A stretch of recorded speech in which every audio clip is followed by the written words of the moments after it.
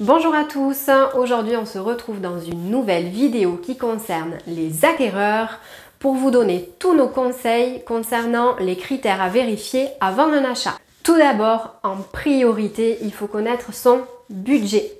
Vous êtes allé voir votre banquier ou votre courtier, vous connaissez maintenant votre enveloppe. Ensuite, on se renseigne sur les différents secteurs. En effet, il est important de connaître les différents quartiers et savoir lesquels vous allez sélectionner. On se renseigne sur les commodités et les différentes voies d'accès pour y mener. Une fois que vous avez sélectionné les biens qui vous intéressent, on se renseigne sur la localisation et les environnements, du style est-ce qu'il y a une décharge à proximité, est-ce qu'il peut y avoir des nuisances sonores ou visuelles, ou également des nuisances olfactives. Vous êtes enfin arrivé à votre première visite. On fait particulièrement attention aux parties extérieures, aux façades, aux parties communes. Par exemple, si on voit apparaître des fissures ou on se rend compte que la toiture est en mauvais état, ce seront des éléments à prendre en compte dans votre achat.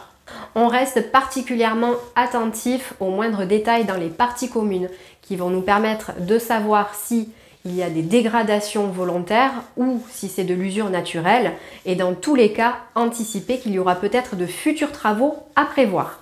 Quelques petits exemples, vous vous rendez compte qu'il y a une odeur d'humidité. C'est qu'il y a peut-être des problèmes de canalisation ou d'assainissement. On essaie de se renseigner envers le propriétaire. Également, vous vous apercevez qu'il y a des traces un petit peu noires au niveau des plafonds ou des escaliers. C'est qu'il y a probablement des infiltrations quelque part. On essaie d'avoir le plus d'informations possible. Donc surtout, soyez vigilants quant au bon fonctionnement des équipements du style l'ascenseur, le portail, les boîtes aux lettres. On vérifie tout. On se renseigne ensuite concernant les éléments financiers concernant le bien et la copropriété si on est en copropriété. On demande toujours le montant des charges annuelles, le montant de la taxe foncière et si on peut avoir l'information concernant les dépenses en électricité ou de gaz, c'est encore mieux.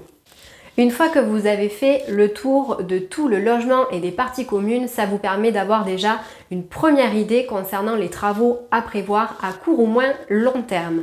On n'oublie surtout pas de faire un chiffrage avant de proposer une offre d'achat.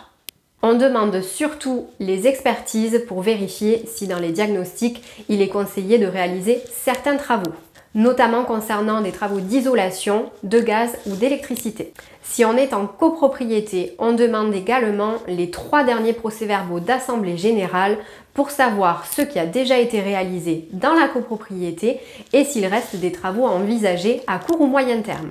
Dans le cadre d'un investissement locatif pour lequel le bien est vendu loué, il faut bien prendre en compte la date de signature du bail, sa durée, si c'est une location nue ou meublée, le montant du loyer et bien s'assurer que le locataire soit à jour de son loyer. On peut en profiter justement lors des visites pour lui poser des questions concernant le voisinage et la copropriété. Personne de mieux qu'un habitant pour vous renseigner concernant l'environnement.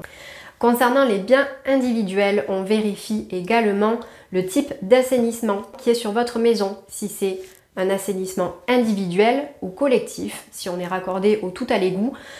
Tous ces éléments vont vous permettre de savoir si des travaux sont à envisager par la suite concernant votre système d'assainissement et savoir également si un entretien régulier est à prévoir.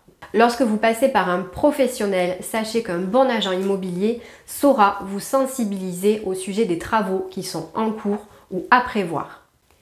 Vous devriez retrouver tout ce qui vous aura indiqué dans les procès-verbaux ou dans tous les éléments qui seront mis à votre disposition lors de la signature chez le notaire.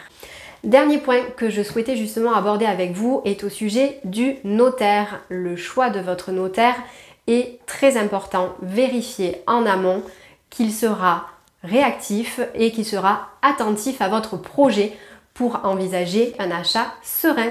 J'espère que ce contenu vous a plu et vous a été utile. N'hésitez pas à vous abonner pour plus de contenu, à liker si vous avez apprécié tous ces conseils et à commenter si vous souhaitez plus d'informations. À bientôt!